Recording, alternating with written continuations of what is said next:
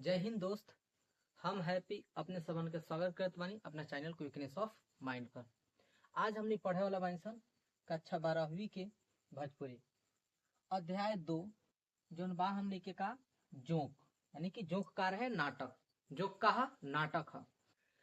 हमने पढ़त बानी सन 2026 बोर्ड एग्जाम खातिर जौना का टारगेट बा 90 प्लस के। भोजपुरी में हमने के टारगेट बा 90 प्लस के।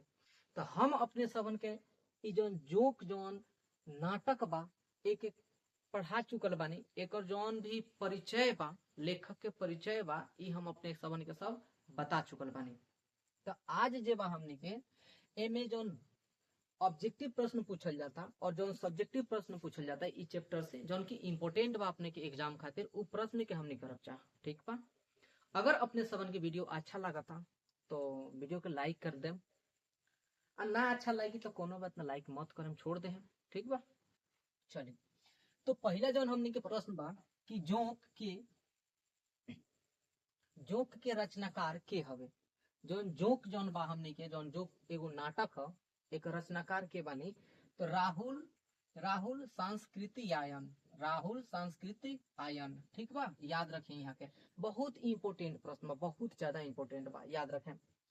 फिर बा कि जोक के रचना कब भई रहे तो 1942 में भई रहे जोक के रचना। जोक के रचना कब भई रहे 1942 में भई रहे। इंपोर्टेंट बा भाई, कई बार कह रहल बानी इंपोर्टेंट बा तो इंपोर्टेंट बा। एक ना अभी रउआ नोट करे ना लिखे तो एग्जाम में अपने पछताएम। ठीक बा। हम अपने सबन के 2021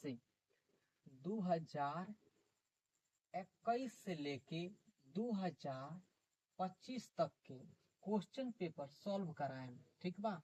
जौन की 12 क्लास के बोर्ड एग्जाम में जौन प्रश्न पूछल गई बा वो क्वेश्चन पेपर के हम सॉल्व कराएम, ऑब्जेक्टिव और सब्जेक्टिव सब। ठीक बा। अगर अपने सबन के पास में पीडीएफ बा अगर एकर तो अपने सबन हमरा ई नंबर पर भेज सकत बानी। ठीक बा। और कोनो प्रकार के परेशानी होके तो अपन परेशानी भी बता सकत बानी। हम कोशिश करें कि अपने की परेशानी हम सॉल्व कर दी। चले हमने के 3 नंबर जौन प्रश्न बा कि जोक में कई गो पात्र बाड़े यानी कि जोक जौन नाटक बा इ नाटक में कई गो पात्र बाड़े यानी कि कई आदमी इ नाटक के निभौले बा एकरे बारे में पूछल गइल बा। तो इ नाटक जौन बा इ नाटक में 3 आदमी पात्र बाड़े। कितना आदमी? 3 आदमी पात्र बाड़े। जोक में कई आदमी पात्र बा तो 3 गो पात्र बाड़े। चौथा नंबर हमने के जौन प्रश्न बा कि जोक के मुख्य पात्र के हवे। जोक जौन बाटे एकर मुख्य पात्र सबसे मुख्य पात्र के बानी? नोहर राउत, बुझावन महतो कि रामदास कि लोटन साहू। तो एकर मुख्य पात्र नोहर राउत बने। के बाड़े? नोहर राउत। अपने सब नोट कर ले। ठीक बा। बात मानी अपना भाई के बात मानी और नोट करी। अपने सब के एग्जाम में यहाँ से डायरेक्ट प्रश्न बनी तो बनी, याद रखें। ठीक बा। जो हमने के 5 नंबर प्रश्न बा कि जमींदार के पटवारी की रहे। जमींदार के पटवारी की रहे तो नोहर राउत, शीर्तन लाल, बुझावन महतो और केहुना। अगर अपने परिचय पढ़ले होखे तो इस सारा प्रश्न के आंसर अपने देते हैं। अपने के कुछ में याद करे के नहीं के एकदम मजा में सारा कुछ याद हो जाए। ठीक बा। चलिए दोस्त के पास में वीडियो जरूर शेयर करें। तो जमींदार के पटवारी की रहे तो जमींदार के पटवारी शीर्तन लाल रहले। के रहे? शीर्तन लाल रहले। ठीक बा। हम समझत पानी कि यहाँ तक तो बड़ी मजा आयल हुई अपने सबन के पढ़ के। ठीक बा। आगे भी मजा आवत रही। चले क्वेश्चन बा कि कौना बात के फिकिर किसान के परेशान कैले बा। कौना बात के फिकिर किसान के परेशान कैले बा। कौना बात के चिंता रहे किसान के कि किसान उसे बहुत ज्यादा परेशान रहे।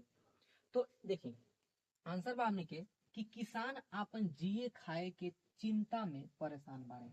का? जिए खाए के चिंता में परेशान बाड़े कि खाए पिए के वहां लगे कमी रहे, किसान लोग के पास में कमी रहे, यही से वो चिंता में बाड़े। काहे कमी रहे तो आगे सुनिए।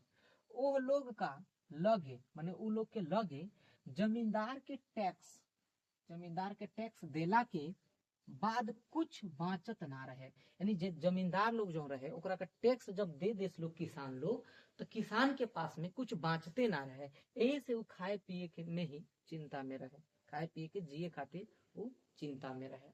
देखिए आदमी का देह में कितना खून होला। ठीक है बा। आदमी के देह में कितना खून होला इ नाटक में बतावल गई बा। ठीक बा, तो आदमी के देह में 9 सेर खून होला, याद रखें 9 सेर, कितना 9 सेर खून होला।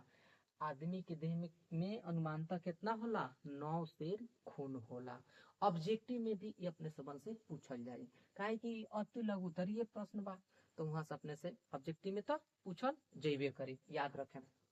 चलिए तीसरका जौन बा हमने के कि जमींदार लोग कैसे आदमी के शोषण करत रहे, यानी जमींदार लोग कैसे आदमी सबके शोषण करत रहे, किसान लोग के शोषण करत रहे, एकरा पर के बारे में बतावे के बा। देखिए तो जमींदार लोग तरह तरह के कर यानी कि टैक्स वसूल के, तरह तरह के अलग अलग प्रकार के अलग अलग तरह के टैक्स असले किसान लोग से और का करे तो और का करे कि बेगारी करा के। अब बेगारी का होला तो देखिए जब कोनो काम पड़ जाए तो आधा घंटा 1 घंटा 10 मिनट 20 मिनट के कोनो भी काम पड़े तो मजदूर के बोले नहीं करा लेने, ओकरा के पैसा वैसा कुछ ना देनी। ठीक बा, उहे हो बेगारी, ओकर बनिहारी अपने ना देनी तो ओकरा कहल जाला बेगारी। ठीक बा, जैसे 10 मिनट के काम होके 20 मिनट के काम होके तो बोले नहीं आ काम करा लेनी और पैसा वैसा कुछ नहीं दे। अब यही तरह जना जना मेरा काम अपने के 10 मिनट 20 मिनट पड़ा था, बोलाओ तनी कराओ तनी, पैसा होगा कुछ देते नहीं की, एकरे कहल जाला बेगारी। तो बेगारी करा के ठीक बा आदमी के शोषण करत रहे, आदमी के शोषण करत रखेंगे तो तरह तरह के टैक्स असूल के आ बेगारी करा के आदमी सबके शोषण करत रहे। हम समझत मानी कि अपने सबन के यहाँ तक पढ़ के बहुत मजा आइल हुई। ठीक बा, तो अगर अच्छा लगे फिर से हम कहत पानी तो वीडियो के लाइक करके प्यारा सा कमेंट दे दें कि अपने भाई के अपने के दोस्त के मोटिवेशन मिली अपने के कमेंट से अपने के लाइक से। ठीक बा, तो हमने के आगे के जो प्रश्न बा एक आगे वाला वीडियो में करब जा, तब तक खातिर हम अपने से विदा लेहत बानी। जय हिंद, जय भारत।